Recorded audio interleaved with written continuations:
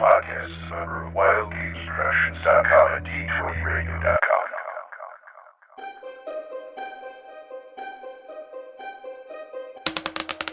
First there was the original. I thought it might be nice for kids. Keep them off the street, you know. Then the basic. This is a simple game. Then the first version of the advanced. Good, clean, wholesome fun. Now the hammer comes down. Welcome to THACO's Hammer, the best damn second edition AD&D podcast ever. Welcome back to THACO's Hammer, Splat Book number 25, the best and second edition podcast you'll ever hear. I'm DM Glen, of course, in all my glory, and in all his glory, here's DM Brian. Hello. Hello. And, of course, DM Full On Gamer. Lurking in the shadows as always, but I've got your back. Trust me. And he's got a sniper rifle, too. Or aimed at my back. I never know which. Okay. Look for the bright red dot. And the Union label. Anyway, let's go into Hits and Crits. What do you feel like doing tonight? I don't know, Ange. What do you feel like doing? Oh, we ought to do something. It's Saturday night. I don't want to go bowling like last Saturday. Oh, what do you feel like doing tonight? I don't know, Ange. What do you feel like doing? Hits and Crits. Hits and Crits. What we've been doing for role-playing this week, guys? Oh, well, actually, you remember the conversation we had a couple nights ago, and where Full On showed us an adventure that he wrote, which I was, kind of gushing over because it was like something of the best homebrew stuff I've ever seen. Mm-hmm. And I was looking at his little matrix that he had for NPCs, and I'm like, you know what? Yeah. I know what I'll do, because I had been meaning to do this in full format, but I kind of put it off because I can get pretty lazy sometimes. So I took his, took the little spreadsheet type thing he has, a little matrix, yeah. Now this is from this the Night Below package he sent out? Yeah, that thing. Yeah, the murder hole. Which was just really good stuff. I like it. I took the little matrix and I started going back into my Castle Amber rewrite, and I actually started putting in the NPCs. Nice. And adding a little here, subtracting a little there. Yeah, I can understand that. Full On, did you post that on OSR Gaming? I have not posted it there yet because it's still a work in progress. I wanted to share it with you guys because it's done enough to run at any given time, but I won't feel comfortable posting it till after I've completed my whole checklist of NPCs, which is the last goal I have on that, other than maybe redoing the map as more than just my pencil drawing and using some of the dungeon mapping software to try and make it look pretty. Mm-hmm. Okay. Yeah, cool. The NPCs are usually the hardest part. when you make a homebrew dungeon, or as our man Full On says, reskinning a regular module, Yeah. Cause, go ahead. No, I was just going to say, because, with doing Castle Amber, you have tons of NPCs for the party to encounter, some of them to fight, some of them are on your side, you're never quite sure which, and I just took what was in that module, and I just ran with it to what I thought was its logical conclusion, so. Okay. So Full On, when that gets done, will you be posting it? That would be, certainly. That would be really nice. Absolutely. Yes. Now you're going to have all our 2E fanboys drooling out there for it. All 5 of them. Yes. Dad, shut up. So what you been doing, Full On? Sadly, still no active gaming, but I've got other things on my plate that will hopefully help with my gaming, like I'm executing the XP to Windows 7 leap on 2 computers this weekend. Well, and it has been the predictable, snafu. Mm-hmm. Yeah.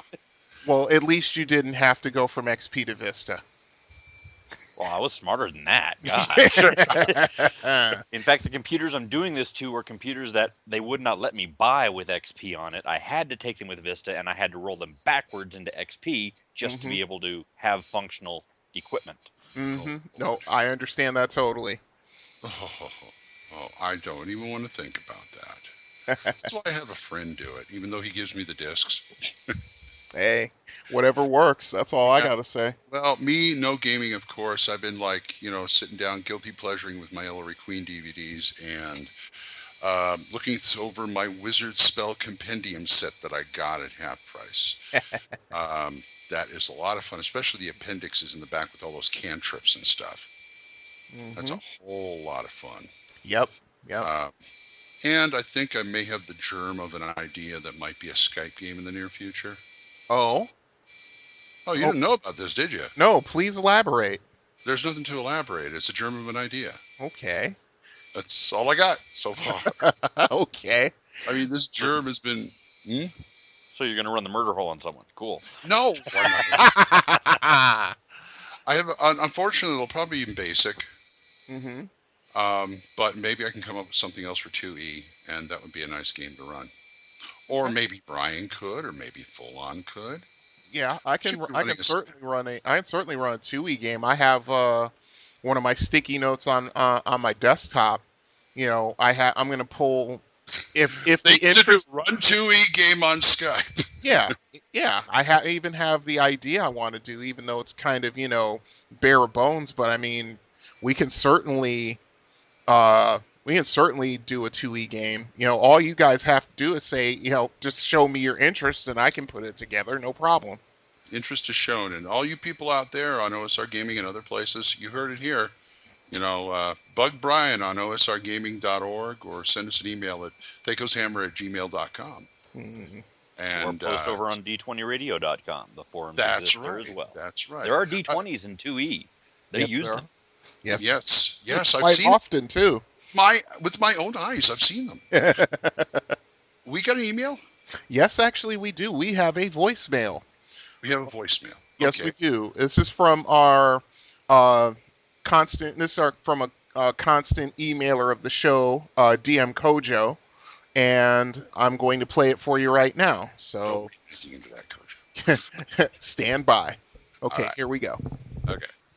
Hey guys, this is DM Kojo. Got to get your opinion on something here in the Complete Fighter's Handbook.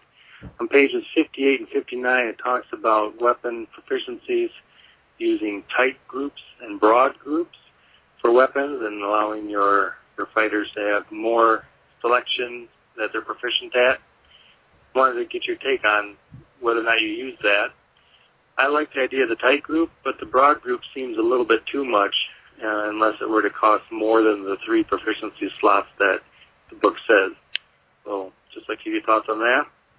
The other thing I'd like to hear more about, I know Brian does a lot of converting of Mystara characters and campaigns into 2nd edition. I'm very interested in that because I have a lot of that Mystara stuff, modules, characters, things that I'd like to convert to. And I'm curious what kind of things go into his conversion to get that done. Keep up the good work. Thanks always. Have a good day. All right. Thank you, Kojo. Yep. Thanks a lot, Kojo. Very nice. So what do we think about tight and broad groups with the weapon proficiencies? Well, I've played with both of them. They're useful. They work. It's also basically what things kind of lean to in later versions of the game. They evolve into basically that kind of concept in the first place. So if you're talking familiar about with that, like third player's edition, option. Yep. Yeah, and so on. They go into that. It's not proficient in this sword, proficient in that. You are proficient in melee weapons. You are proficient in ranged weapons. It's definitely a 3.5ism in the early incarnations of it. But it works, and again, as he says, it's easier to deal with as tight groups than the broad groups because, for 3 weapon proficiencies, you get all blades. But I can see a lot of things I'd rather use some of those weapon proficiencies for. Yeah. See, I don't mind either one because, once again, this is my 12 Years of Champions coming out, where they have, like, what they call skill levels. we can buy levels in practically anything, and it can be either a tight group or a broad group or just one power or one skill or something like that. So that I'm pretty much familiar with that thing. I do like the idea. I think it gives people a choice if they have a character concept. Oh, he's good in all blades and the crossbow. So you can get all blades plus the crossbow if you have the slots, of course. So I really don't have any problem with that. What about you, Brian? Oh, I use them judiciously, especially with all these character rewrites I've been doing for the past several months. Especially the higher level characters. I don't have a problem with broad or tight groups. In fact, there are a couple of characters I have that have like one broad group in one thing and a tight group in another, and then they'll be like specialized in one weapon. But that's more just to satisfy the character concept that I have. Yeah. And that's really what it's meant for, and that's how it's best used. I agree. Yeah. I used to use in Champions what I call the trickle down theory of pluses. Yeah, because I'd make them, and also I've seen GURPS do this too, where you take a broad range to get to the narrower range. So they make sure you have a full, especially in spells. It basically, the upshot is you have a broader range of knowledge at the beginning, at the top. Right. And you're trying to get down to, like, say, that crossbow. You take all ranged weapons, then all bows, and then crossbow. So you could be really good in the crossbow, but not too shabby with the other ranged weapons. Right. Yeah, that kind of thing. Yeah, that's pretty much what it should be used for. That way, especially in the beginning, when you're actually, fleshing out your character and doing the weapon proficiencies, you can have you can take all crossbows, but if you wanted to be a marksman, you could specialize with a light crossbow or a heavy crossbow or whatever. Right. And it ends up that you're not so whittled down by what you choose that you take a crossbow out of his hands, he's kind of not as useful. Yeah, what I mean? I don't like to see people being too specialized in one thing. It's I like agree. putting all your eggs in one basket. Yep. Although I'm not the kind of person who give them minuses if they're not trained in a weapon. Oh, It's just they have no. I mean, I've seen I don't know I don't remember if it's in 2E, but I've seen it where if you're using the system, the untrained person gets a -2 to hit or something like that. It says no, they just get a straight to hit. I'm not going to put minuses on there because Joe Peasant has to all of a sudden pick up a longsword and defend his family. Well, I can see the other side of that because there is some meat to the notion of being trained in arms. And yes, there's crossover that comes with that, which makes it easier for you to use other weapons because you're familiar with something. But if you really are, Joe Farmer from off the field who just picks up the pitchfork and decides that he's going to fend off the wolves with it, that's going to be hard for him. And it's not going to be as easy as if it was a trained, man of the line. So I can see giving him a non-proficiency penalty, but I want to keep it small so it's not something that discourages people from, oh crap, this is the only thing at hand. I can use it, or I can have a small penalty, or I can be better off just swinging my fists. Yeah, I just don't like the idea of you have a basic to hit and not ever being able to use it. Well, yeah. Well, see, that's the whole thing. They broke that down further in the player's option books, which we'll cover. Right. But the quick thing is that if, say, you're proficient in the longsword, and you get your normal attack rolls, and you pick up let's just say for argument's sake, a bastard sword.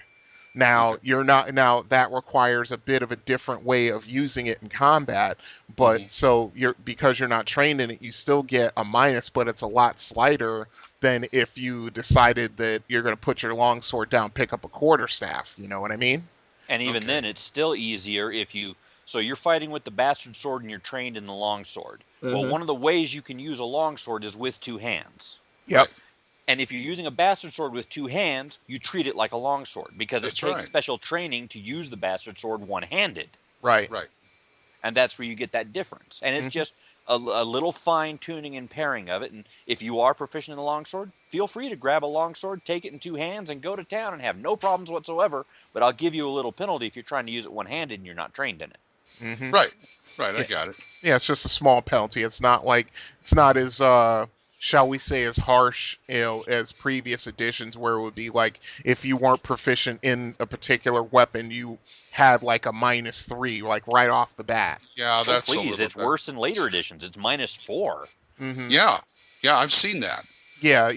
But it also all depends on what your class is too, because it varies.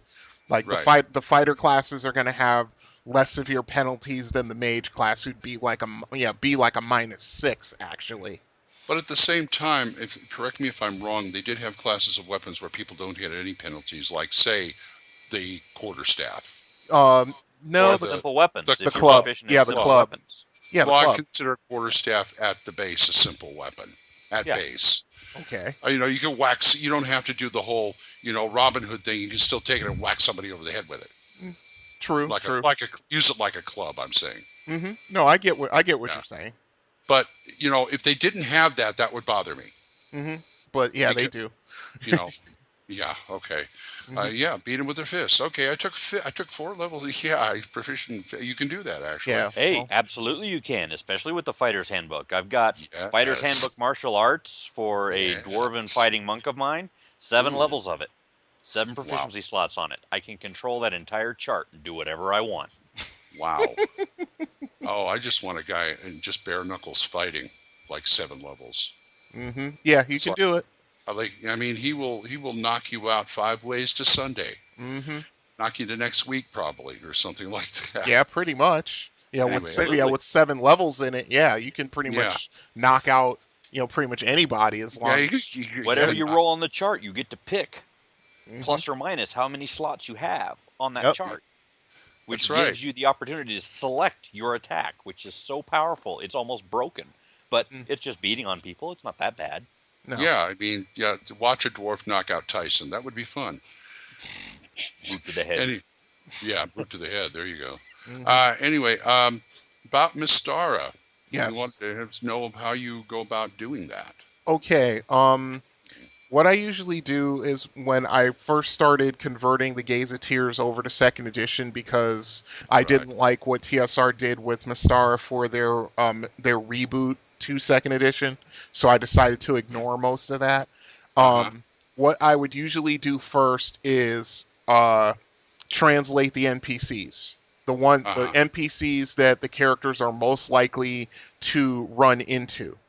So, like with, let's just use Karamakos as the example.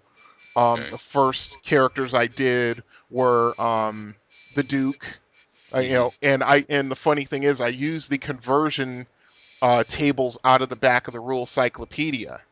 Wow, those are handy. Yes, they are. Very much so.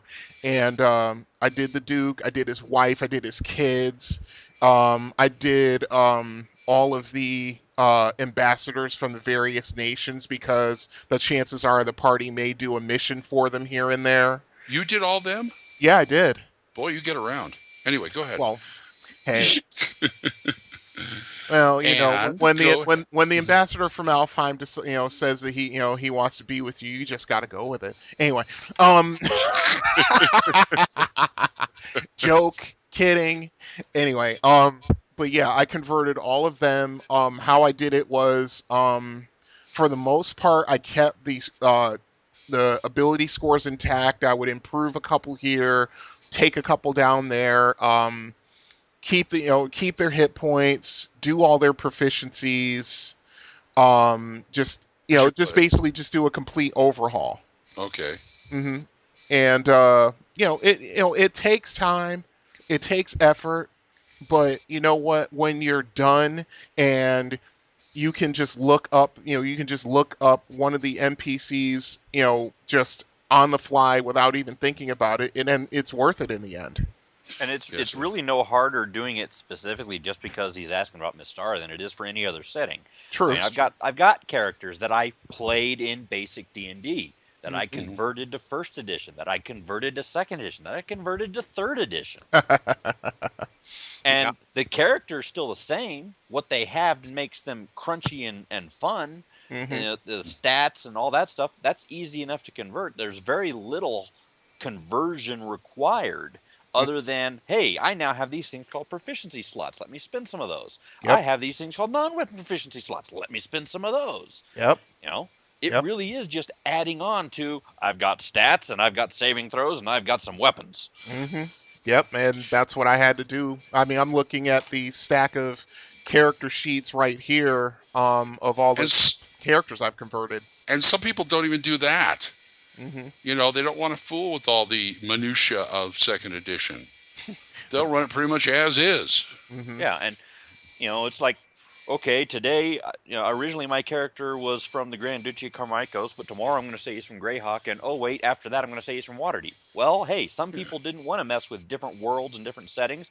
For a while, I was running where all the D&D settings were on the same planet, just different continents. It was a big-ass planet. Yeah, I was going to say, that's the huge the planet. realms are over here. Greyhawk is over here.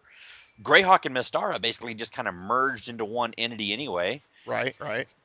Yeah, I've known quite a few people I've talked to that have done something like that, and I'm like, it's the astronomer in me, but I'm like, how big does that planet have to be to incorporate all that? I'm like, probably the size of, like, say, Neptune or something like that. You could be, considering that they added the Underdark and basically the whole lower layers of the core and the crust are all, and he didn't even hasn't gone into the whole world yet. So it's magic. That. So it can be large and not quite so dense. Yeah, it's true. And magic says it happens. Yep, magic says it happens. That's a wizard did it. Yep. Yeah, an insane, very high level wizard did it. Yeah. Called DM. Anyway, so there you go, Cujo. Kojo, thank you. There you go, Cujo. Bad thought in my head. Welcome to the ranks of the reskinners and have fun with it, because it's things useful forever. Yeah, absolutely. You're never going to throw anything away. Nope, I don't. I still have, like, modules that I bought back in, like, 1983. They're falling apart, but I keep them because at some point I'm going to use them. Next week on Hoarders, Brian. Stop that. Glenn, no. All right. No. Let's just move on. People skills. The face is familiar. It's mine. And so it is. Oh, yes, of course. It stands out a mile, doesn't it? He's so common. A little lady comes in here and starts throwing her butt around. What is that supposed to do? All right, forget I said anything. Maybe I will. Well, that's pretty good. But don't tell me you weren't looking at it. Well, that's not half bad. She's giving it right back to you. People skills. People skills. Okay, we have a kit from the Fighter's Handbook, the Samurai. Yes, sir. Oh, yes, the Samurai. Or as Julie would... No, that's the ninja. Samurai's on page 31 of the Complete Fighter's Handbook. And it basically gives you a plain vanilla samurai and Ronin. They differ slightly, but basically they're the same ball of wax. Right. It's just basically the samurai is attached to a Japanese type feudal, an Oriental feudal lord, and the Ronin is not. That's the only difference. Well, it's also a difference. The other difference is, the samurai has to do what the lord says. Yep. And the Ronin only gets half experience if he has no lord. Yep. That's the downside of the samurai, anyway. You use these, Brian? I'm trying to remember. I think I had a samurai character at one point. I'd have to go into my various folders of old PCs that I've run, but I've been messing around with this class ever since Oriental Adventures came out in 1985. You waited that long? We were doing Samurai before Oriental Adventures came out. That's why Oriental Adventures came out. Well, that's true. Yeah, that was originally in Dragon Magazine, but I didn't have access to those, unfortunately, at the time.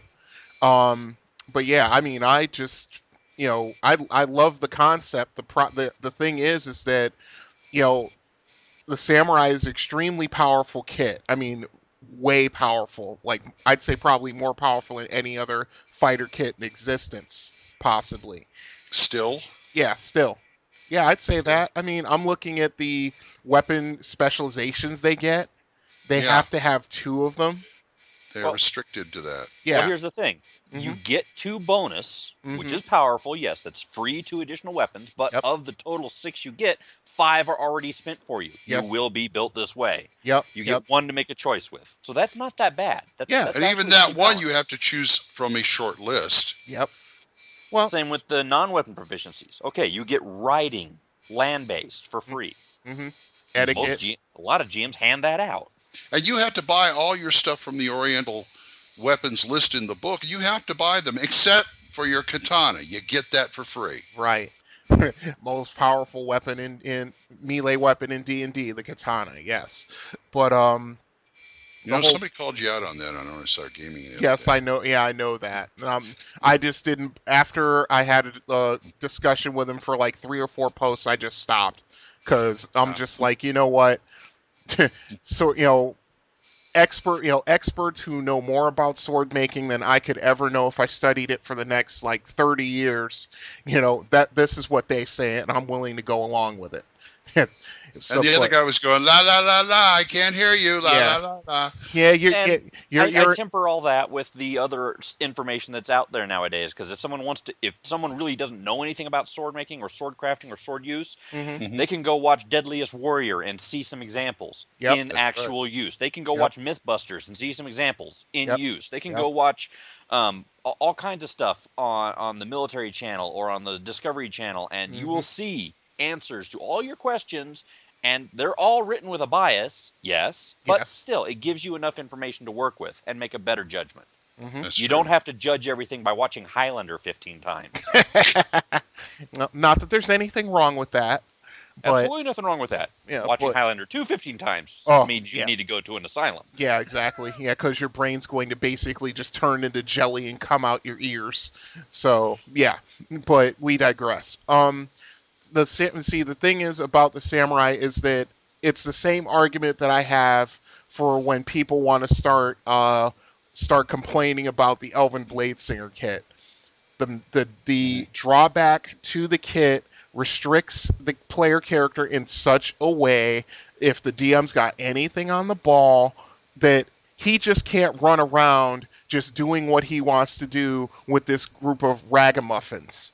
He has his orders, he has to follow his orders, or he's going to end up being killed because he won't follow his orders. If you run it like a feudal Japanese society. That's how it was back in the day. And of course, the trick is it's not necessarily going to be in a Oriental setting. You're not necessarily playing it in the Jade Isles or Karatur or whatever, because most of the other people aren't necessarily going to do that. So you got to explain, why is this samurai or Ronin in this westernized world? Is he here as an ambassador on a mission from some feudal lord? Did some feudal lord sell him, give him as a present to some ally in Greyhawk or Mystara or the realms? Because they could do that, can't they? They absolutely can. Yes, and they could. That ties you to that new setting, and you still have your old restrictions, and they still have to enforce them. Yes. And it ties you to a Western lord, which makes it really interesting. Yes. Yeah, or you can always be on a journey to battle the Great Aku. I loved that show. That show was awesome. It blows me away that the guy who did Samurai Jack's voice is the same guy who got blown away in Pulp Fiction. Which one?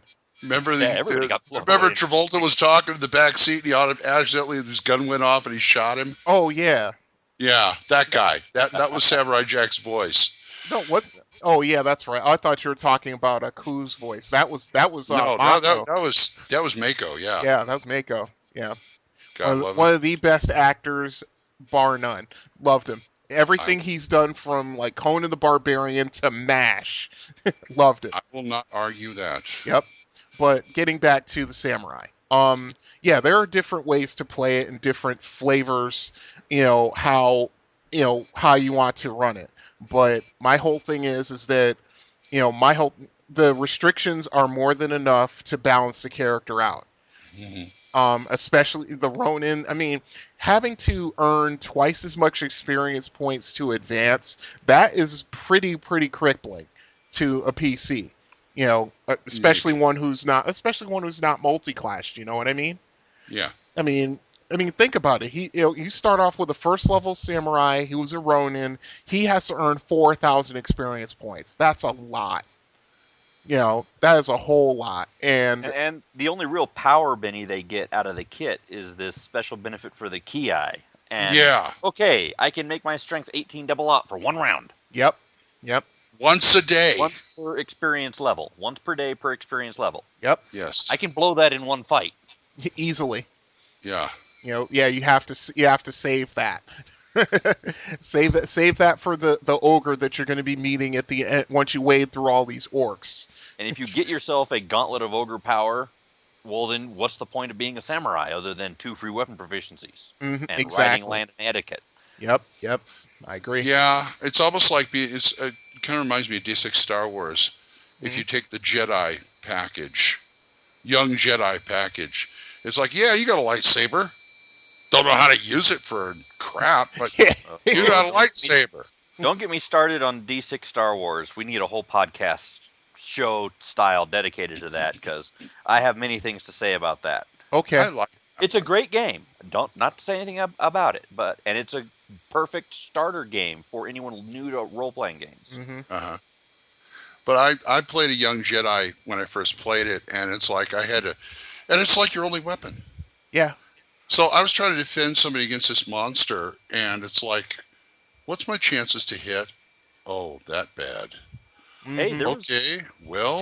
Taking the kit by the book from one of those is part of the restrictions and limits and part of the ease of the game, really. It throws you in, whole hog, here's your thing, go with it. Do well, do bad, your choice. But once you actually start getting to spend some skill points, if you want to improve something else, improve something else. Seriously, you're not even competent. I wouldn't want to call anyone less than a student or Padawan unless they had more than 3D in each of the force abilities anyway. Yeah, I agree with that. Yeah, and not a Jedi Knight until you're 60 or better in all 3 abilities. Mm-hmm. We digress. Yeah, big time. But you know what? Let's save that. Let's save that for another day because I want to talk about that. Not on the show, but just when we're on Skype and we're just BSing anyway. Gotcha. Okay. Maybe we can get you to guest on Order 66. I can do that. Save it for the new show. Oh, okay. Just let me know. I'm there. I can do that. Awesome. Okay. Awesome. Now, what about the samurai character here? Okay. We got the pluses, we got the minuses. Right. You used it. How about full on? You used it. Absolutely. You have? Yes. Okay. I've played samurai. I've had samurai NPCs present in adventures. I've had DMs have samurai NPCs that I had to go to and study from. I've had them use the Fighter's Handbook kit. I've had them use the Dragon magazines. I've had them use the Oriental Adventures. I played in Oriental Adventures, 1st and 2nd edition. Have you, in 2nd edition samurais, did you start them off at first? Yeah. Okay, how high did they get? Approximately, average. We got into like 8th, 9th. Okay, yeah, you damn near name. Yeah, okay. But you end up often things that add to the game for that are like the honor ratings and stuff. And if you don't have access to or don't like the system that they came up with in Oriental Adventures, turn around and take the one from Hackmaster. They got one in Hackmaster. Absolutely. It's part and parcel of the game. You are bound to honor every character, not just, samurai and paladins. Wow. Oh, boy. Really? I'll have to look at that. Anyway, folks, tell us about your samurai stories at thacoshammer@gmail.com, osrgaming.org, purpleworm.org, d20radio.com, and all those other little places we're at. Let's head into, it's in the book. You ever go to school, stupid? Yeah, and I come out the same way. Is that your idea of an idea? It's in the book. It's in the book. Okay. We've been doing that series for a while called Whole Cloth, which we have to finish one of these days. Yes. And the last time we left off, we did the primary character ability scores. Well, let's talk a little bit about that. Okay. There's 6 ways of generating primary abilities. Mm-hmm. And they are as follows. Method 1 is just go down the line, roll the 3d6, and assign them just in order. Yep. That's called hardcore. Yeah. Yeah, that's playing real D&D. Yeah, that's the Semphi D&D. Yeah, amen to that. Yeah. Real Marines don't use wussy skill. Anyway. Yeah. Method 2 is roll 3d6 twice, noting the total of each roll. Use whichever result you prefer for your character's strength. All right, that's close to what I like to do. Method 3 is roll 3d6 6 times and jot down the total for each roll. Assign the score to your character's 6 abilities however you want. And that's close to 2. Method 4, roll 3d6 12 times and jot down all 12 totals. Choose 6 of these rolls and assign them to your character's abilities however you want. I like that one, but I've never used it. Mm-hmm. That's something that Dave and Bob would use to generate their guy. I got a witness. He rolled those stats. It took us all day, but he rolled those stats. Yeah. I've got blisters on my dice rolling hand, but it was worth it. Put little pits in the table from the edges of the dice hitting so much. Yeah.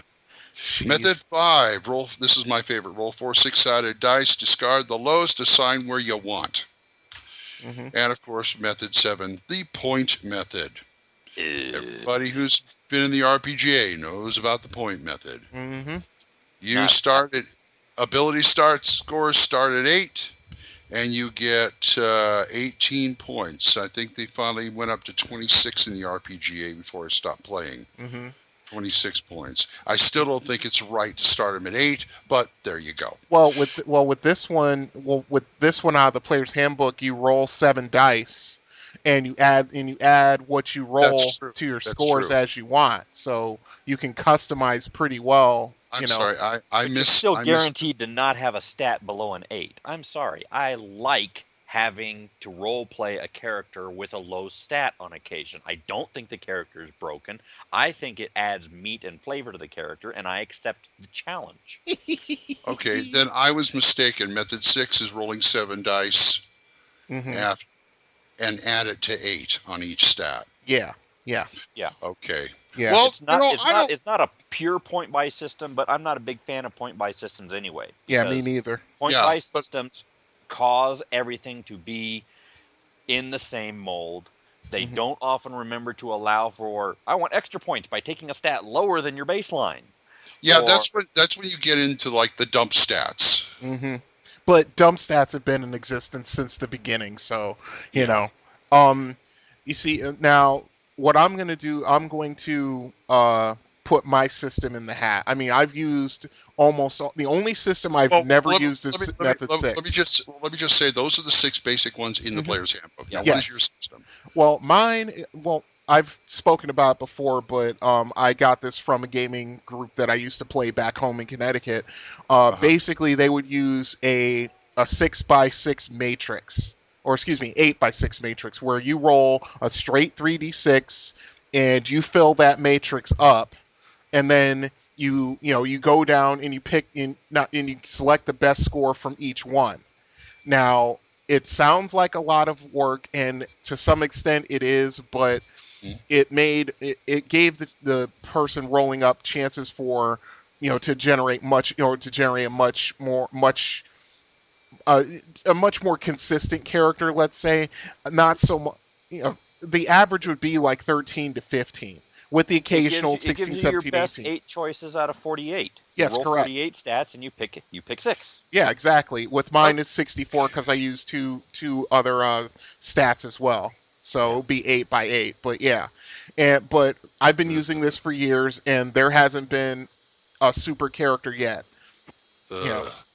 So I mean, go ahead, Glenn. No, go ahead. No, I was just gonna say I get full-on's. I understand what full-on's getting by saying a character with one low stat is not broken. No, he's not. I agree 100%. It's just when you've got. Let's just put it this way. I have the little sheet here from the whole cloth where you're rolling characters with Method 4, Glenn, and I'm just like, wow.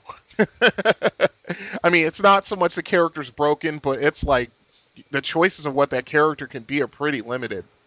Feast or famine. Yeah, it is. Yeah. But Matrix? Mm-hmm. Yeah. Yeah. Well, oh God, folks, and they complain about me playing champions. If you take the blue pill. Yeah. Right. You know, and what's the next method? Consulting the I Ching? No. Okay. I mean, the only other one that I've used that's been anywhere reliable for me is the I'll call this method 5A, where you roll 46, discard the lowest, but you re-roll once. Yep.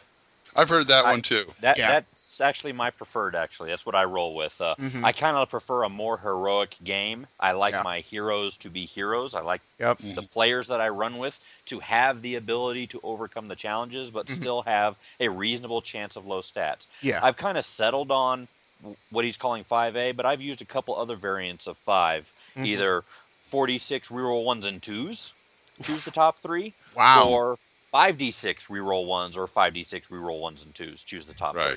Wow. And that's for if you need paladins in your party, roll stats this way. If you need, if you need rangers and monks in your party, this will let you have a group that'll work.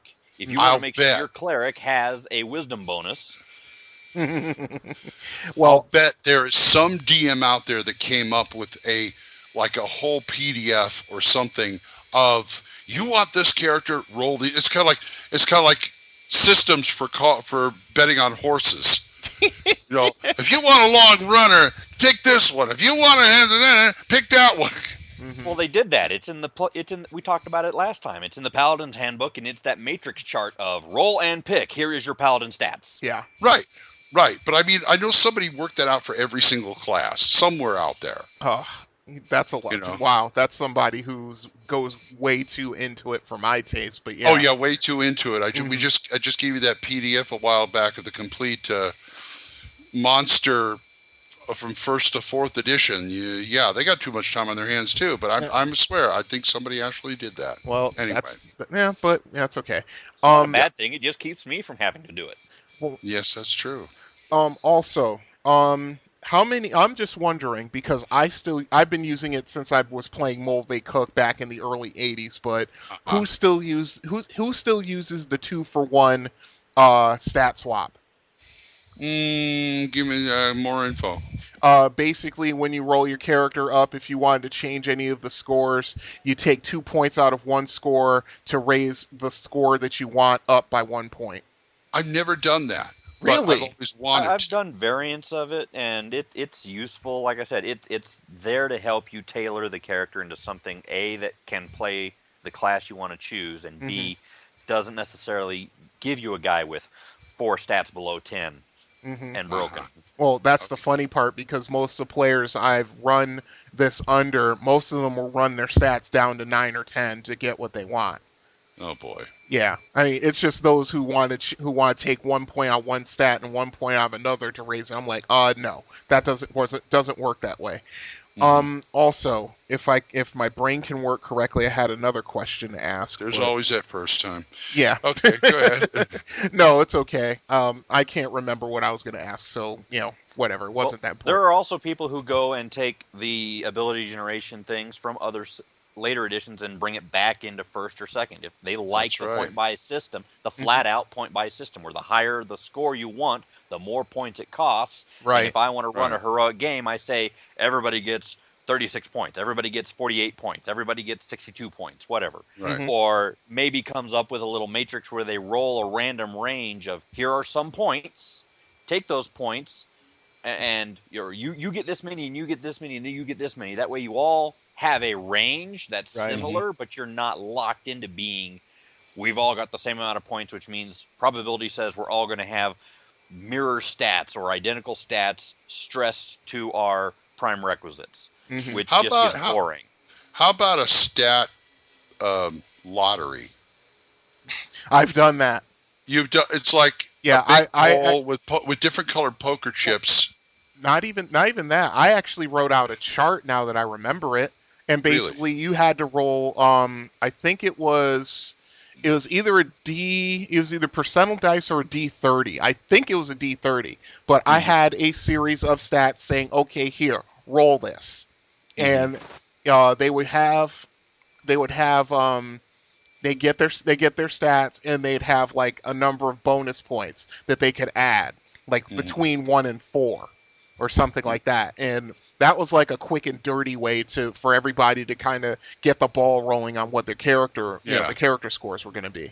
Or they're the one with 3d6 and two of the you only roll 1d6 and the other 2 are on a pop-o-matic. Oh wow! Here's another one that you talk may not about have whimsy. Central Casting Heroes of Legend. Yes, good book. I've used that to generate stats because through the course of the character background development, you add and subtract off of your base. Really? In addition to age. Yes. Really? You can have all kinds of odd things happen.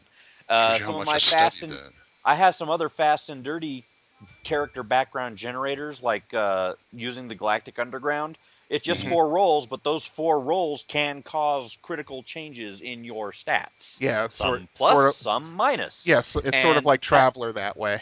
And that lets me... I'm more willing to let people use a more draconic base stat generation if I'm going to have a more liberal means of altering those baselines to allow for the variance and allow for enough unique character, some strengths, some weaknesses, so that there's some more meat to play with there. Right. I can understand that. Right, I get that. I don't know what this proves other than the fact that I'm old. But I've used a dragon bone before to roll up stats. I always wanted one and I couldn't afford it. I bought a dragon bone and I tried it out and it's like, well, yeah, they're characters, but let's move some points around. Yeah, pretty much. I always wanted one. Yeah. But yeah. No, anyway, go ahead. No. I had nothing on my mind as usual. No, I was just saying. The other thing. Oh God, the point keeps coming into my head and leaving. It's like teasing me. It's like, nah, you can't catch me. The other. Oh, never mind. I can't. I just cannot think of it right now. My brain's not working 100%. The other Brian does it differently. No. Yeah. Well, I try to keep that personality away from this. Oh, okay. This is kind of, to me, the seminal argument among gamers. Because it's the first thing you do is roll up stats. Right. So all of a sudden, everybody has their own little peccadillo. It's kind of like your dice. The only thing is, as long as you use the same system at whatever the system is for the table, everybody should use the same thing, so they're all fair. Oh, yeah. I remembered what I was going to ask. Okay. Go ahead. What about if, let's just, for argument's sake, one of the players wants to play a ranger, and there's maybe there's one stat that's maybe 1 or 2 points below the minimum needed to play it. Do you give it to him? Yeah. Okay. Good. I'm not the only one. But they got a bag. They'll pay for it later. Yeah, probably. Yeah, it's not a really big deal. Okay. 2 points. Yeah, take it out of petty cash. Go ahead. Yeah. Yep. I mean, I've done it myself without asking. So. Yeah, the last time I ran a game with a paladin in it, for love or money, she couldn't get her paladin's charisma score to 17. So I was just like, okay, screw it. You have a 17 charisma. Yeah. Because that's the hardest one to qualify for. I mean, it's not like Champions where you have to balance out the points. No. Yeah. Because we just want to get on and play with it. Anyway, folks, how do you roll it? How do you roll? THACOshammer@gmail.com. How do you roll your own? Yeah, give them the number. 405-806-0555. That is our voicemail number. You can leave a voicemail just like somebody did on the show today. Yep, just like Kojo did today. Yes, that's right. And we are heading into Loaded for Bear. Bet you don't have a pair of these, Earthling. And for the big critters, sometimes you got to bring out the nuclear weaponry. Loaded for Bear. Loaded for Bear. Specialty Gear Thief. Yes. Does he feel inadequate? Is he not picking locks the way he should? Do other thieves laugh at him? Well, use this stuff out of what? The Auroras? There's stuff in the Thieves Handbook. There's stuff in Auroras. Yes. There's stuff in the Arms and Equipment Guide. There's stuff in the Ninja's Handbook. Yes, there are. There's stuff in Infinite Dragon magazines. Oh yes. There's Anything stuff in player's option. Yeah, well, yeah, player's option. Hey. There's stuff in the complete GM's toolbox. Oh God, I try. Yeah, I stay away from that. Or at least I try to. Too much information. My brain starts to, Full on. Anything in particular? Oh, there's just so many good choices. Everybody loves Weapon Black. Everybody loves the Masterwork Thieves tools or the extra intricate stuff. Everybody loves the various poisons, the oils, the smoke powders, the flash powders, you just keep going on and on. Your thieves garb with all the little pockets. Well, I'll tell you, when I play a thief, I'm usually concentrating on two things: picking that lock without setting off with or without setting off a trap, and getting the hell out of there, like ropes and things like that. Right. That's the two Cat things I burglars, climbing harness. Exactly. Yeah, foot pads for moving silently. Yeah, that's the kind of thing I concentrate on when I play a thief. What about you, Brian? Usually it's been a while. The last thief I played was this Uber Scout who was, a ranger thief that I cajoled the DM into letting me generate. But with him, he was just. I mean, in the party he was in, he was one of the primary combatants. But he had his secondary role, of course, was to scout ahead. Look for trouble, if it was in a dungeon or if it was in the wilderness. See, if I had been on the ball, I would have used quite a few things in this book. I mean, I'm looking at like the silenced armor. Which book are we talking about here? Thieves' Handbook. Okay. Yeah, the silenced armor. What else? The listening cones for hearing noises. I mean, it's stuff that's just so obvious that you don't think about it. Right. I mean, claw gloves and shoes for climbing, camouflage clothing, of course, grapples, things like that. Spider harness, Yeah. The player that's on the ball will think of this kind of stuff, or at least recognize it when they see it. Even block and tackle. Yeah. Yeah. It's useful to bring that kind of thing in, plus a breakdown frame that you can use with it, because how many cat burglar movies do we see where once the guy gets into the vault, into the secret chamber, and bypasses the traps, he's got to use the block and tackle to lower or raise the cover or the lid or whatever. And when you're dealing with stone sarcophaguses, and you want to be that guy who can loot that treasure without the rest of the party seeing you, it helps to not have the party around, which means you want to be able to move that 500-pound stone sarcophagus lid without asking the fighter to come over and shove something for you. Agreed. Go ahead. No, go ahead. No, I was just going to say things to throw off, when he's trying to make his getaway and he's being pursued. Stuff like cat stink to throw off the dogs. Oh, that's good. Yeah, marbles. Just get a small bar. Jacks. Yeah, jacks. Marbles, caltrops. Caltrops, yeah. And the fighter and the thief's friend, the grappling hook. Yep. Oh yeah. How else are you going to get up that big old castle wall? Yep. Exactly. And I'd say probably the average player playing a thief will just try to do it hand and foot method. You know what I mean? Yeah, but it's a lot easier with something like a grappling hook or pythons or the things you put on your shoes that are spikes, spiked, to walk. Crampons. Yeah, crampons. Yep. All the stuff you see in the mountain climbing movies, that kind of stuff. Yeah.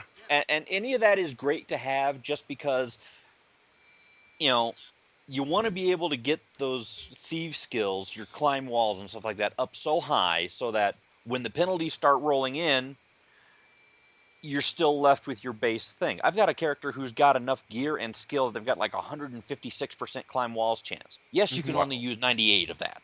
But that 156 here is to absorb the fact that I'm doing this in the middle of a blizzard on an ice sheet one-handed. Yeah, true. And I still got a 98% chance left after that. Yeah, that's going back to what I was talking about in Champions before. This is part of my trickle-down level theory. Because I do stuff like, oh, you can throw a blunt instrument 150 yards at +7 in perfect conditions, but I could do it at a +4 on a rocking boat with the wind in my face, too. Yeah. So, that kind of thing. Mm-hmm. I understand that completely. Yep. And also the thief will be the one person who will have the collapsible 10-foot pole. Yeah. Well, yeah, they should, especially if they've got... or all the other hidden compartments. They're the ones who's going to have the boots with the hidden chamber in the heel. They're going to have the little box in their backpack for flint and steel that has a secret compartment in it where they've got a couple coins or some extra thieves' tools or other places to hide those thieves' tools, because it really sucks to be actually caught, to be actually imprisoned, and not even have improvised thieves' tools at your beck and call. Right. One heel has a small dagger. The other one has your thieving tools in it. Your lockpicking tools. Yeah, and I'm just going further down the list in the Thieves' Handbook. They have magic items specifically for thieves. That's the next thing I was going to say. What about typical thief magical items? Oh, let's see. They've got what is it called? The Bag of Vanishing. Which is... goodness, I lost my place, darn it. I hate it. Way to get rid of evidence. Right, They can't prove you stole it if they don't see you have it. See? It's not here. It's not in my bag. Or if a thief was really, really crazy, he'd use a bag of devouring. Yeah. Get rid of the evidence. Yep. That's the guy who's just interested in stealing stuff for the thrill of it. He doesn't need to make the money. He just wants to keep in practice. Yeah, that's... I'll throw the evidence in the bag of devouring. I don't care. Yeah. And did we talk about a certain spell a few shows ago about where you can hide in shade? Yes. Oh goodness, you. It was a blanket or a cloak or something. Was it? Yeah. That was the Cloak of Elvenkind. Was it? Yes. No, there was one where we were talking about where you put it on like if you're in outdoors in shade and they can't see you at all. That's the camouflage cloak out of the Ranger's Handbook. Yes, exactly. Yeah. I could see a thief using that. Oh, yeah, easily. I mean, especially if he's out in the wilderness trying to evade people. Yeah. Where there's like this huge hunt on, and he's got not only like a couple dozen people searching, they've got dogs and stuff like that trying to follow his trail. This is when he pulls out the little bag that has all the nice little things we've been talking about to evade capture. And of course, wands and rings and, other things. Out of disguise. Yep, that's a thief's best friend for sure. That and ring of fire resistance. Ring or boots of spider climbing. Yeah, boots of speed. Riding in spring. Staff of the cat. I've got a character who has that. It is awesome for thieves. Staff of the cat? Tell me more. Well, that, I believe we can talk about in the Encyclopedia Magica. Okay. I'll pull it up while we're talking. Go. Okay. Go ahead. Yeah, but I mean, this is the kind of thing that when the Thieves' Handbook first came out and all these things, they listed this, and I'm just like, oh my god, a thief character I played this long ago could have used this. He'd have lived through it. This thief could have used that. And it's just like such a no-brainer, you just have to do a face palm, when you actually look it up, because it's just common sense when you think about it. Another reason you should get your grubby hands on an Aurora's Whole Realms catalog. That too, yep. And your Encyclopedia Magica. Yes. And your Encyclopedia Magica. Mm-hmm.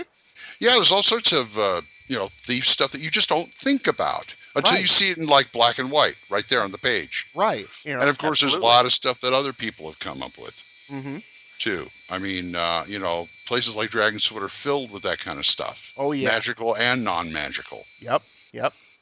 Unbelievable. But anyway, tell us about, you got some gear you really like that we've never heard of. Tell us about it at osrgaming.org, d20radio.com, and all the other usual places, purpleworm.org. You know what I'm talking about. Or give us a call. Yep. You can talk about that, too. Let's go to option package. Yes. My personality undergoes a startling change. You should meet me because I'm a great guy. I like big fat men like you. When they fall, they make more noise. And sometimes they never get up. Option Package. Option package. Okay, we have the Encyclopedia Magica, and that is what, 4 books? Kind of like the Wizard Spell Compendium. 4 books of awesome. Now, correct me if I'm wrong, that was the first set to come out. Yes, it was. Yeah. That's what I thought. I remember having a couple of those. Uh-huh. And then I sold it because I found out they weren't spells, they were magic items, and I wanted all the spells. Oh, Glenn, you should have kept it. Seriously. Oops. Yeah, whoops. Yeah. Yeah. That'll be on my get list, okay? They're not hard to find. No, they're not. I mean, right next to this Wizards that I got at half price, I saw a set of Encyclopedia Magica. Uh-huh. But yeah, this was when these first came out, I was like, because TSR made a really, really stupid thing, at least in my opinion. I don't know how you guys feel about it, but the Magic Encyclopedia. Yeah, people confuse that with the... Yes, all the time. They still. It was like 2 volumes, right? Yeah. It was basically 2 module-sized books, and basically it listed all the stuff and where it was from and things like that, but it gave no information about what it was or what it did. It was an index. That's all it was. Yeah, and I bought it thinking, oh, this is great. I finally got a really good reference, and then I open it up and I'm like, I want to go in my backyard and get some lighter fluid and pour it on these books and set it on fire. I just wasted my money. No, don't do that. Well, it is useful for people like me who keep everything. So if I need to know, I've got to go into Dragon Magazine 99 or into the Magister or into Polyhedron Newzine number 82 to find this thing. True. It's at my beck and call. Well, I'll tell you, this is not the first time TSR had done that either. Oh. Yeah. If you remember the DM Shield and Index. Oh, which yeah. I think which is an index of like all their products or something like that, or I forget what it was. I can't remember. It was all Dragon Magazine articles or whatever it was, but it was a big old index. They stuck in basically a kind of a mini DM screen. Yes. Yeah. I know what you're talking about. Weren't for the DM screen, I think a lot of people would have yelled. Yeah. Talk about Flip City. Yeah. Yeah. Because I have that actually, and you know what gets it's ridiculous. You know what gets my goat? You know what gets my goat? Half Price is selling that, and my half price for $18. Really? And the screen is missing. All there is the index, and it's like, good luck selling this. Yeah, no one's gonna want that. Yeah, for an index. Anyway, we digress. Encyclopedia Magica. Yes. They made up for it in spades here. Oh yes, it is not just an index. No, yes. No, it's an actual encyclopedia of pretty much almost every Magic item made for D&D, going from the original game in the mid 70s all the way up to the present day, which was I think 1995. 1995, first printing November. Yes, I remember as if it was yesterday. I remember when my roommate and I, we would usually make this little trip down to Tampa, Florida from Orlando, and about halfway there was this gaming store, and I remember we walked in and I saw this. I'm like, oh, it's finally here. Because at this point I was collecting Dragon magazines like mad. So I knew what was coming. Yeah, I knew it was coming. So I saw this. So I'm like, I immediately grabbed it and I held it to my chest like it was my firstborn son saying, "Mine, it is mine!" Ha ha. Yes. Yes. And I spent the rest of the trip going down to Tampa reading it. It says, sound like how I act at half price every time. I see something, I grab, give me that. Nobody's around. People, the guys who run the store look, what's the matter with you? Get away from me. It's mine now. Yes. Go away. Yeah. But also, it's not just magic items. It has little uses in it, but this is true of all the encyclopedias they did. The Wizard Spell Compendium, the Pre-Spell Compendium. Yeah, they have these little tables in there that are actually useful for your game aside from magic items. I'm looking on page 6, and they have a monetary conversion table for D&D, for Dragonlance, for Oriental Adventures. for Dark Sun. I mean, it just all these little, they went balls out on this. It's great. They just went completely just crazy with it, and I'm glad they did because after the Magic Encyclopedia, they had to make it up. You know what I mean? Random power tables for artifacts include Table 1-01 Cataclysm. Yep. Oh boy. Yeah. So with this, the spell compendium and the pre-spell compendium, you're pretty much set for Magic. Yeah. Yeah, you won't need anything else. Yes, you will suddenly find yourself running the Forgotten Realms in high gear or Eberron. Well, I won't go that far. Again, it depends on how much you want to throw in. You don't have to. That's the other thing. You don't have to use everything that's here, but having everything available to you in one location, in one set, one indexed set, is awesome. Yeah, I agree 100%. Awesome for game inspiration, if nothing else. Yeah. So these retailed for what at the time? $25 a piece. Just like the other ones. Okay. Yes. You can and find they them were on worth eBay. every penny.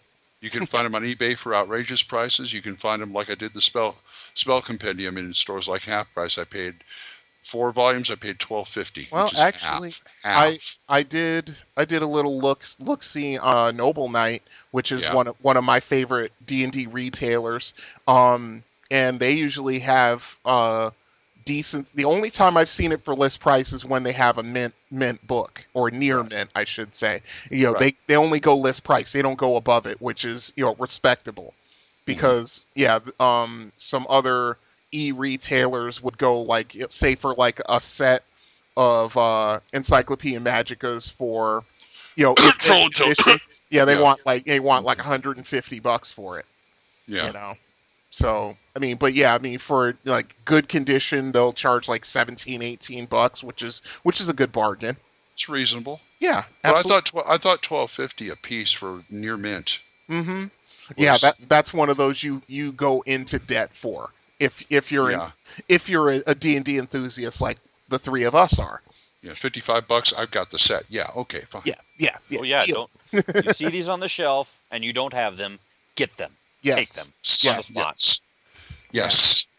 What other items are in here that you just like go gaga over? Full on? Well, there's so many items, and since we're going to talk about thieves in this splat book, let's talk about some of the thief items that you can find at your fingertips in this book. Okay, aside from the obvious, like all the short swords, all the daggers, the miscellaneous magic items and stuff like that, like your hat of disguise and your boots of spider climbing and whatnot. There are other things in here useful. Some of them are dedicated items for thieves or for thief-like people, such as if you look in your Encyclopedia Magica Book 4 on page 1274, you can find the Cat Staff, or the Cat Staff 2. It has 2 entries. One entry appeared in Dragon Magazine 99. The other entry appeared in the Magister. It's a 6,000 XP value item worth 13,000 gold, and it's a black 7-foot-long staff topped with a sculpted knob resembling a cat's head, and when it's carried or strapped onto one's person, it gives the user abilities of silent movement and concealment. You get ability to climb walls if your hands are free, as if you are a 9th level thief. You get to the ability to have infravision for 60 foot, cast shadow 6 times a day, a globe of semi-darkness with a 10-foot radius centered on the staff. Okay. Some of them have secret compartments in them, because there's more than one, and they aren't all the same. That lets you store thieves' tools, spell components, tokens, magical items, whatever. It's just a great item. Cool. So you can basically turn your your fighter into a fighter thief with this one magic item. Yeah, or your mage, or anybody else, or you can put it in as a capstone for your thief, an extra ability for him. And there's just the weapon as a staff, it can be used as a magical weapon. It does not have any inherent pluses of its own, but that's easily changeable. Yes. And if you have something that can only be hit by magical weapons, but it doesn't specify a plus, you can beat on it with this. Yep. Yeah, because it would be a magical weapon because of all these things. Yeah, this is a cool little item. So the Paladin can take it down to hell and it'll be useful. That was last week, Glenn. I know, but make it a +5 and we'll talk, okay? Yeah. Cat staff +5. Why not? That's the magic item I'd put that pre-spell on to make it hold its magic down there. That would definitely be the item that would be the one. And of course, that would just up the power level of it, up the XP value of it, all you want. This is one of those items where you can take the base item out of the book, tweak it and adjust it for your campaign as you need. These can be items, symbols of rank within a thieves guild would be an awesome way to use these things, with higher pluses being for higher ranked individuals. Or a symbol of rank in a monastery dedicated to, like, the god of thievery or murder or something like that. Yeah, or assassins. Absolutely. Sure. Assassin. It could be ranks for assassins. You know. This. Go ahead. I was just going to say. No. I finished my thought. Go ahead. Okay. No, what I was going to say is this is also something.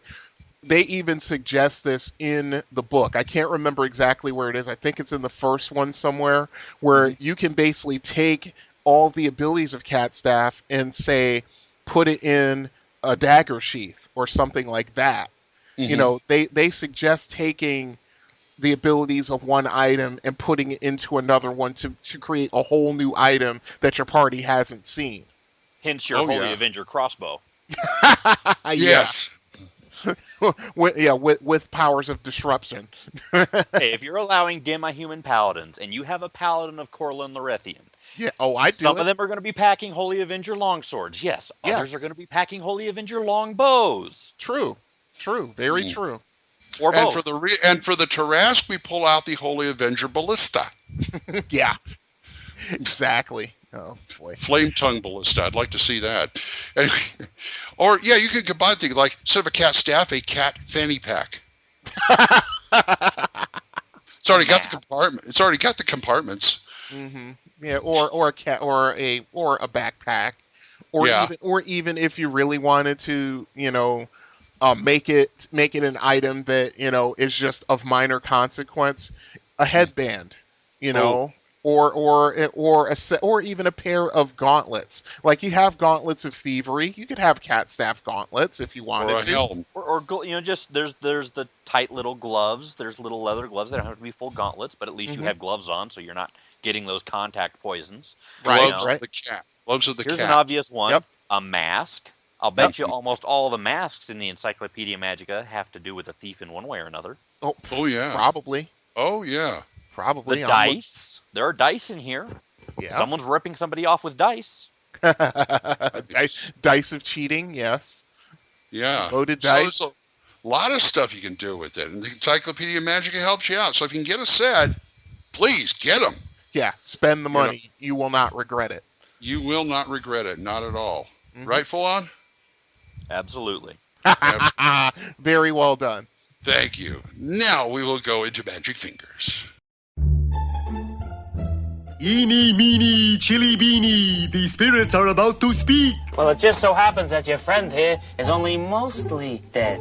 Sounds like a lot of supernatural baloney to me. Supernatural, perhaps. Baloney, perhaps not. Magic Fingers. Magic Fingers. Okay, I pulled out a doozy this time. It was first in the Tome of Magic, but you'll also find it in the Wizard Spell Compendium. It's a 4th level Wild Mage spell, as you can tell by me talking about it. There, not there. I still can't believe this is just 4th level. Yeah, but... I thought this would be like 9th. Well, I think if it was generally available, it would be. But since only Wild Mages can use it, I think it's safe. Okay. And here's how it works. It is a range of 30 yards. That's important. Yeah. VSM, casting time is 1 round, and its duration is 1 to 6 rounds. That's also important. Turns, actually. Turns, that's right. Thank you. And the area effect is a 10-foot cube. That is very important. Yes. And there is no saving throw on this. What happens, it says, and this is out of the Wizard Spell Compendium, when it's cast... a 10 by 10 by 10 foot cube, objects in the area of effect either remain normal and invisible or they disappear, 50% chance. The state of existence just each viewing changes with viewing and viewer. Thus, a single object would appear and disappear several times during the course of the spell. Furthermore, it might be there for one onlooker and not there for another. Yep. In other words, this is the ultimate mind screw for the DM with the players. Yes. It could be basically that one spell could trigger a trap. And it's basically or not, but they could be put in a certain. Combine this with a teleport trap, and you've got all kinds of fun and hijinks for your players. Well, I'll give an example here. It says a wild mage casts a spell in a doorway. Excuse me. The DM rolls percentile dice and determines the door is there for the wizard. The wizard's companion also looks at the door. The DM rolls and determines the door is not there for the companion. The pair studies the door for several minutes, during which time the door does not change. This counts as a single viewing for each character. The wizard and his companion then close their eyes. When they look at the door again, new checks for each character reveal the door is not there for both of them. The pair steps through the opened archway and turns around to look at the door once again. This time, it is not there for the wizard, but is there for the companion. This random changing continues throughout the duration of the spell. Yep. How did you walk through there? There's a door. The guy who sees the door is there, and the other guy sees it's not there. He walks through, it's like he walked through the wall. Yep. Yeah, it's like, how'd you do that? Where'd you come from? How'd you do that? Yeah. It says objects that are there are normal in all respects. Doors can be opened, chests can be picked up and carried, and rocks can be used as barricades. Stuff that's not there is gone, although the absence does not cause ceilings to collapse or other damage. A wizard can walk through a not there wall without difficulty. Yep. And it goes on. The two parties perceive a there not there object differently. The object functions for each party according to its own perceptions. For example, a wizard hides behind a rock he sees as there. His enemy, a fighter, perceives the rock as not there and fires arrows at the wizard. The wizard would perceive the arrows as bouncing off the rock, while the fighter would perceive the arrows as missing their target or falling short. The fighter would be subject to the check before firing each arrow to determine whether the perception changes. Assume the fighter must look away from the rock every time he knocks an arrow, each time he takes aim. This is considered a new viewing. I love that. This is one of those tricky spells that the area of effect is really not the area of effect. Because... Or is it? I'm assuming that Archer is more than 10 feet away from you. So he's standing outside the cube of the affected area, but he's being affected by the power of the spell. Yeah, but remember does that mean that if he's more than 30 feet away from the they're not there item, it doesn't affect him, or does it? That's one of those things where it's a neat, interesting, weird-ass spell, but it could have been written with a little bit more definition to clear up things like that. Otherwise, your DM is going to try to lever things one way, your player is going to try to lever things another, obviously, and it's going to come to a GM call. Yes. Yeah, well, my whole thing would be if the archer's outside of 30 yards, which is the range of the spell, it doesn't affect him. Simple. Yeah, but get this. Here, remember I said the area effect was important? Yeah. After the spell is cast, any objects removed from the area effect retain their uncertain existence for the duration of the spell. Thus, a pair of heroes could pick up a treasure chest, carry it down the hall, set it down, discover it had vanished while their backs were turned. Yep. Worse still, one might see the chest and the other not. What'd you do with the chest? I didn't do anything. It's right there. No, it's not. Yes, it is. So this area of effect and range is really... This is a massive unreality spell on the par of a limited wish, where you're bringing things into effect and changing them. The amount of volume you can affect is a 10-foot cube. The distance away from you that you can cast it is a 30-foot yard, but that is not a limit on who is affected by it, why they're affected by it, or how long it stays in effect, other than the duration of the spell. Now I have a feeling the effect is on the person and not the object. Yeah. Yeah, once the spell's up and running, it affects whoever sees it. This is the reason why only wild mages can cast it. Because if this was a regular spell available to everybody, this could cause fights at a table. Oh yeah. When Film Magic first came out, I got it, and at the time, my roommate at the time and we had like a good hour and a half debate over this one spell. Yeah. You know what would be awesome? What? The guy who cast this spell Yeah. Or whatever. He's in the area that he cast this spell on, and he's done it for like the rock, the chest, the door, the wall, the things that are in here with him. Then he casts Blink. Oh, God. On himself or on the item? Whatever. Or the area. Okay. Whatever he's trying not to get, whatever he's trying to make subject to the effects of the spell. Yeah, so that even if a guy is standing there staring at you saying, I see you right there, I'm not blinking, I took weapon proficiency, load and unload my crossbow, blind, so I can do it without looking, and I'm going to shoot you because I see you there. Crap, you're blinking. Yeah. Now all of a sudden he's over there. But is he really there? Yeah. Center it on a person. Yeah. Okay. Oh, yeah. boy. Yeah. Can you imagine that? Center it on a person, then put permanency on it. Yeah. Yeah. That's what I'm talking about when it comes to a trap room. Mm-hmm. Because that would be just one way for a DM to completely screw with their players' minds. Well, again, it can only be cast on non-living objects. Yeah. And only materials within the cube.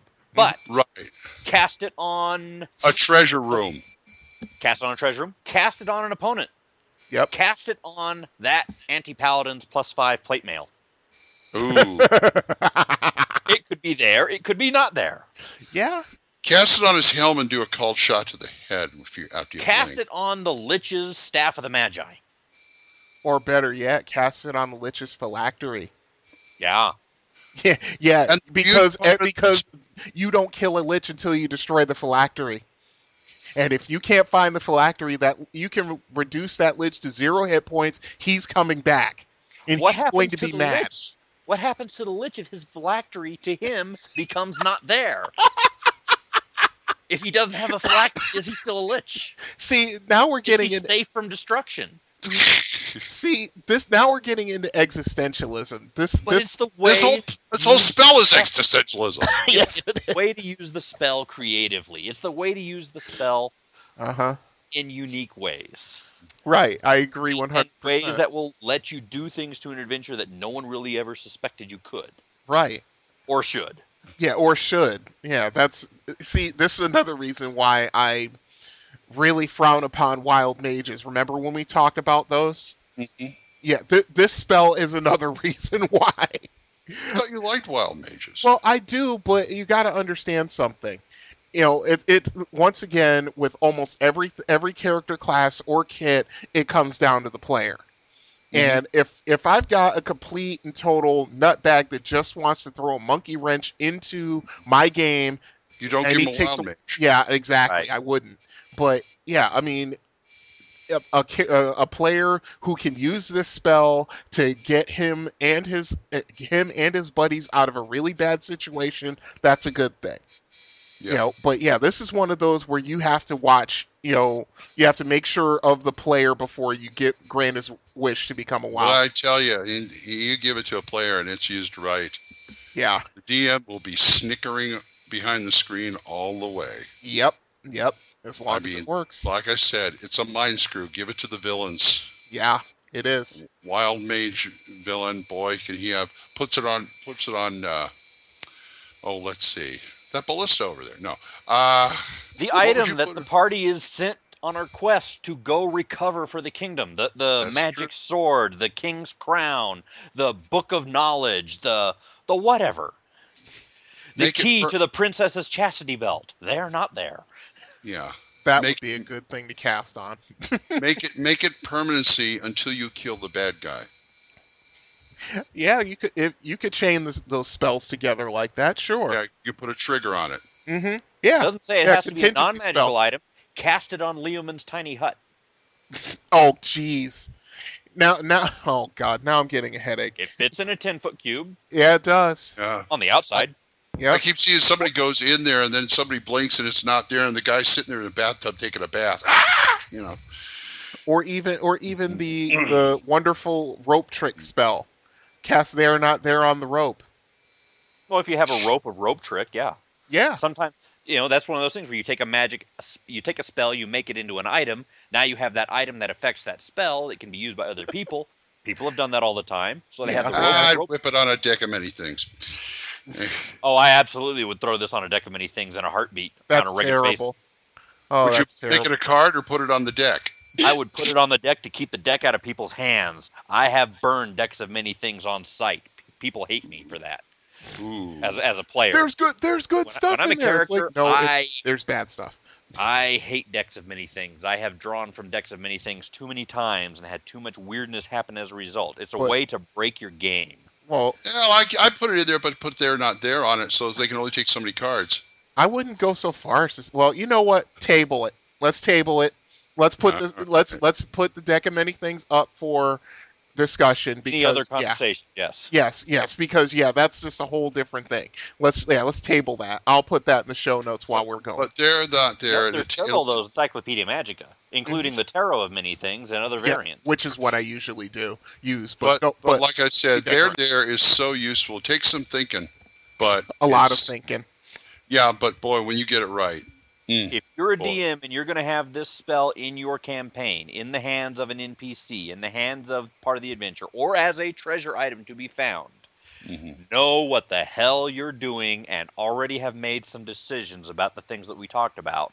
How does it affect who and why and what, so that you can't be called on it when it gets thrown into play.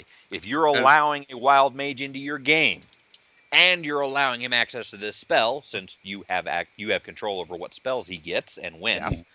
Know that you did this and what effect it will have on your game. Yeah, because it's gonna really mess with everybody's mind, not just the DM, not just the players, everybody. Yeah, but boy, is it fun.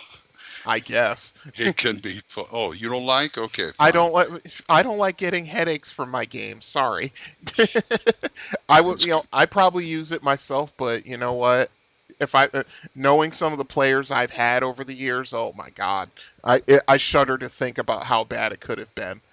Oh yeah, perception is a wonderful thing, except with something like this. Anyway, if you've used it, I'd really like to know if anybody used it out there. This would be, give us some ideas, please. THACOshammer@gmail.com and all the other places.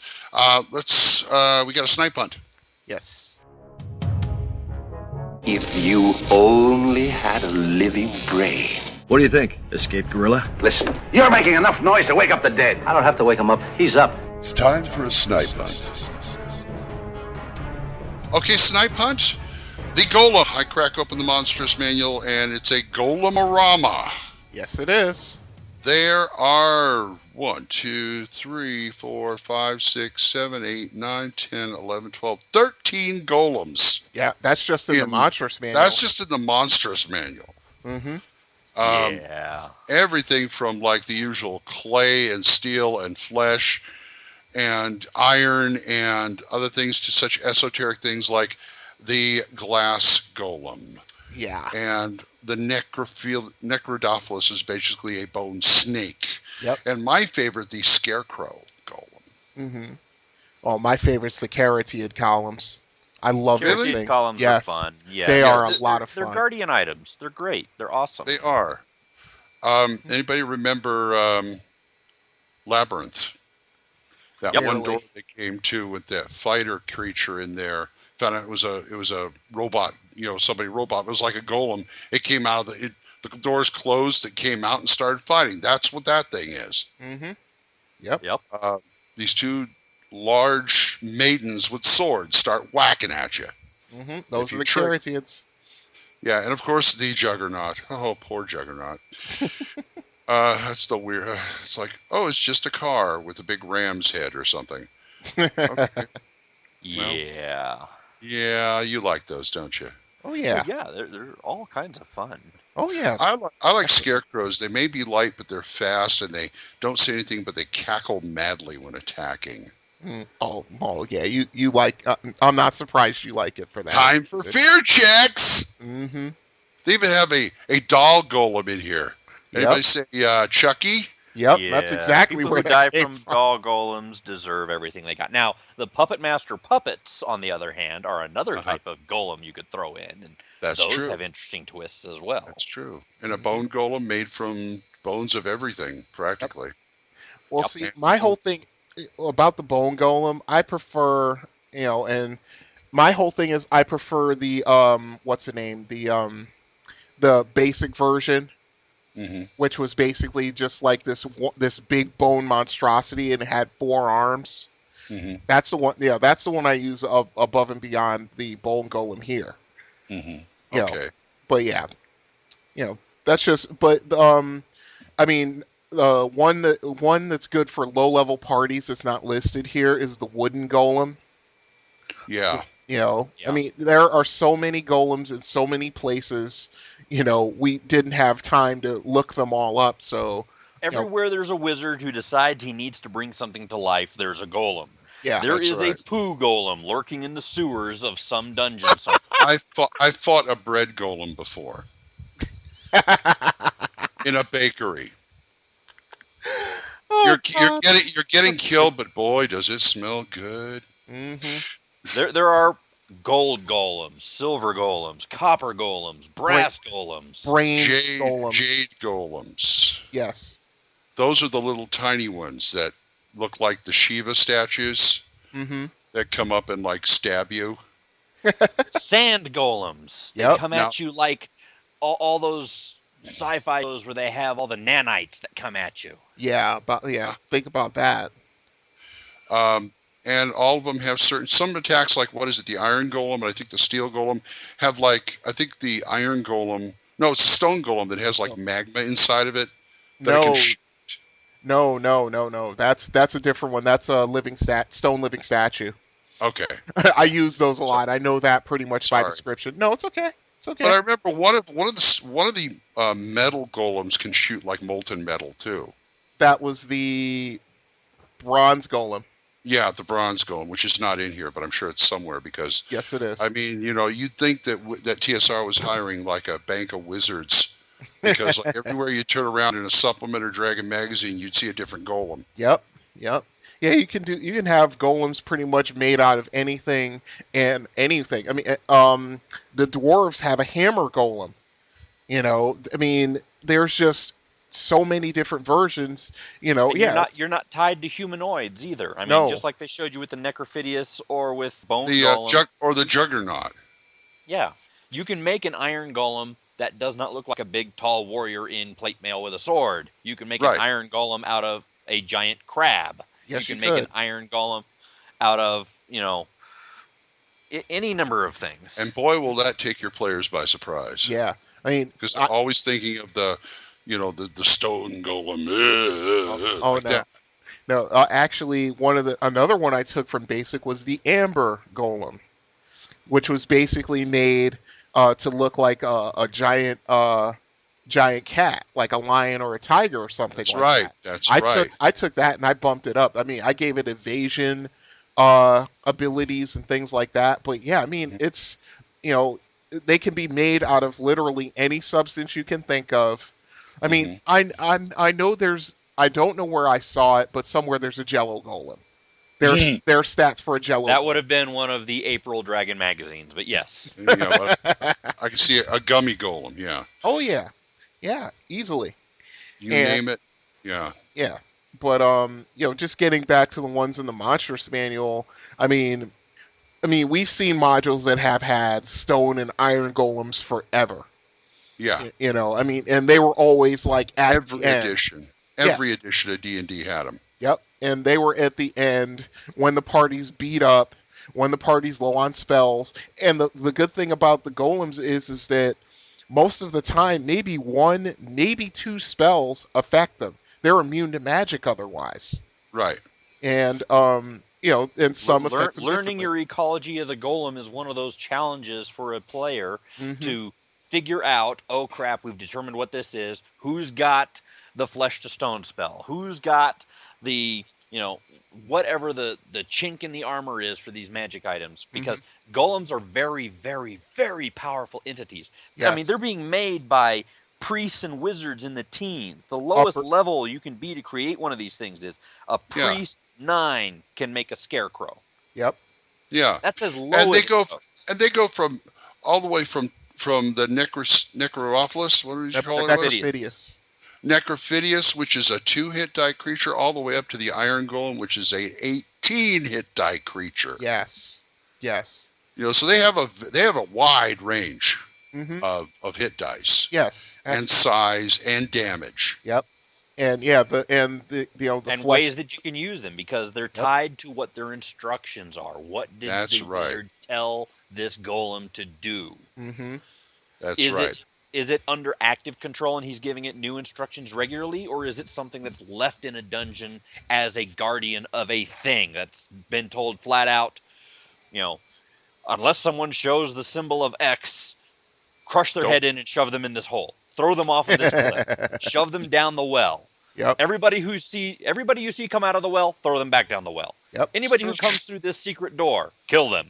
Yep. But if you come through the regular door, you're fine, or vice versa. Mm-hmm. Yeah, I would make a possible exception for the flesh golem, although you can program them that way. But they're the ones that are likely to have, even though they're semi-intelligent, to have more. It's like Frankenstein's monster. Yeah, exactly. Yeah, they have slightly more, slightly better capacity to understand orders. Compassion, personality, things like that. It's made of dead people, so you can always at least have a conversation with it by casting Speak with Dead on its parts. I never thought of that. Wow. Yeah, isn't that crazy? Why do you think they made Bride of Frankenstein? The guy was lonely. Yes, but I mean, he's going to have more of a person. Thank you. He's going to have a little more of a personality, and or you can just do him as the mindless automaton that he is. Mm-hmm. And even if you did make a mindless automaton, you'll probably hate this. Bring the psionicist in, who awakens the item. Ooh. And gives it intelligence and will, and its own mind. Right. Fred, good, yeah. Yeah, I mean, in the Forgotten Realms comic, one of the characters was a female dwarf who basically occupies an iron golem's body. Ooh. Yeah, which that's another battle mecha. Mm-hmm. Yeah, absolutely. I've also seen this. It's a staple of many sci-fi and anime, things like that. Mm-hmm. Titanic golems, Titan golems, things that are the big O. That's a golem. Someone's driving it. Yep. I agree. Yep.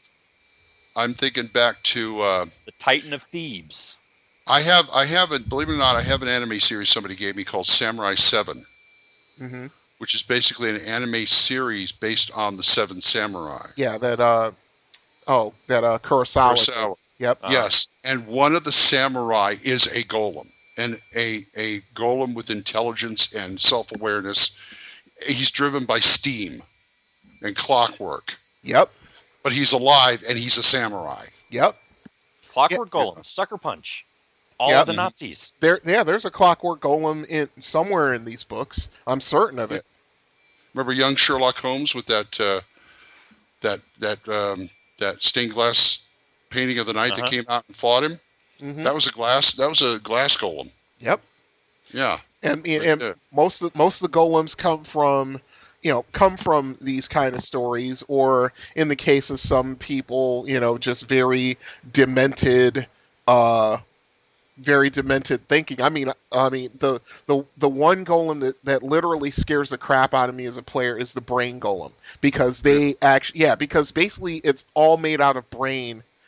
First, that's the first thing. It looks really, really freaky. The second thing is that it also not only does it have physical attacks, it attacks you with psionics too.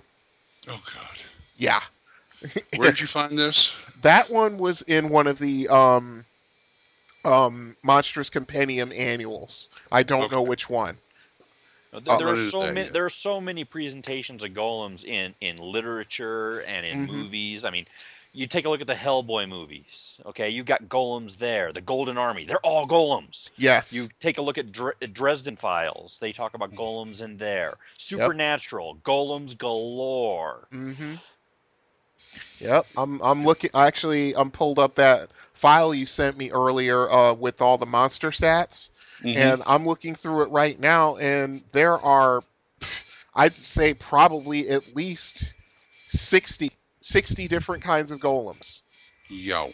Going from, going from your standard ones to the mechanical golems to obsidian golems, which I use. Remember the classic module, Maze of the Riddling Minotaur? You run into obsidian golems in that one.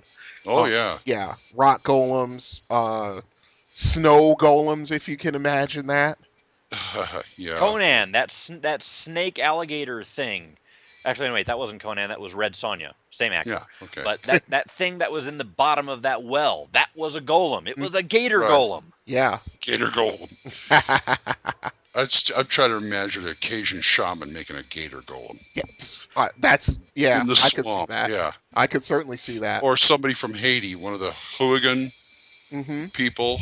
Yeah. Like that gal who played Calypso in the third Pirates movie. What kind of golems would the Thri-Kreen priests and wizards make? Insect golems, of course. Yeah, pretty much. Spider All golems, kinds of arms. Spider dragon golems. How would you use them? How do you use them other than the standard guard this thing and kill anybody who wants to pass? See, can you have golem like bodyguards? Actually, one of the classic D&D modules, where they had all the characters that had action figures, like Strongheart and those kind of guys. I can't remember the name of the module off the top of my head. At the end, you're fighting. You're fighting like an 18th level, 14th level thief, and he's got golems as his henchmen. Oh boy. Yeah. Stone golems and iron golems out the yin yang. Wow. And even without doing any weird magical twists and changes to the types of golems you get or the ways you instruct the golems to act, you can do so much to them. Like, you let a thief have an iron golem and coat all of its sharp bits with poison. Yeah, how about that? Yes, yeah, have it makes it a bit more of a challenge. Yeah, I would say so. On whose part? Well, whoever's fighting it. Okay. Because I mean, iron golems just in general are extremely powerful. Yes, they're like the top of the chain there. Yeah, exactly. And the fact that they are so powerful in combat, they're going to hit whoever they're swinging those fists at. So imagine, spiked fists coated with poison. Why not? Or their nice, big, huge two-handed sword that they're using one-handed. I keep thinking of Warforged. Yeah. Basically, basically Warforged were high-tier golems that were given sentience. Yeah. Yeah, exactly. But and they're awesome for it. Very awesome. I can see these things going. This is your droid. Large scale battle. If you convert any Star Wars, any D&D adventure into Star Wars, and you've got undead or golems, those are droids. Yeah. Yes. Roger. Unless you want to start going into dark Sith alchemy things, it's your easiest conversion in the world. Yeah. Pick a droid, go. Yep. Yeah, okay. Got it. I can understand that. Golem stories. I'll bet you got them out there. We talked a bit about this in the basic show on SOD, but give us your 2E golem stories. I mentioned the show once, and it's stuck in my brain. It's okay. Oh, well, THACOshammer@gmail.com. It's okay, Glenn. Yes, master. Yes. It is alive. That's a really good Renfield. Yes, it is. He's shaming me. This guy is shaming me. Yeah, you're the actor. What the hell? Yeah, well, this is my playtime, all right? No. Okay. Anyway, I'll come to another end of another one. Yes, we have. And that is Splatbook25, folks. Give us, like I said, the usual places. Let us know how we do on these shows. Time to go. Full on, you want to say goodbye? Gamer Nation, it has been a pleasure having you around again. Let's do it some more. Yeah, and Brian? And as our friend Full On says, let's drop kick that giant in the nards. Or that golem for that matter, I guess. Golems don't have nards. Nope, they don't have nards. Unless you have a nard golem. Oh, that conjures all kinds of messed up images in my head. Make it stop. Well, hey, it's like the professor said. I didn't make him for you. And I'm DM Glenn saying we'll see you next time when the hammer comes down on THACO's Hammer. Bye-bye. Bye. THACO's Hammer theme is provided by the Diablo Swing Orchestra. You'll find them on Jamendo.com. All other additional music for this episode was provided by Kevin MacLeod. You'll find more of his music on Incompetech.com. Be sure to visit our website at thacoshammer.info. If you have any questions or comments, email us at thacoshammer@gmail.com. Remember, that's an O, not a 0. You can also find us on the Second Edition forums at osrgaming.org and at purpleworm.org. Or give us a call and leave us a voicemail at 405-806-0555. See you next time when the hammer comes down on THACO's Hammer.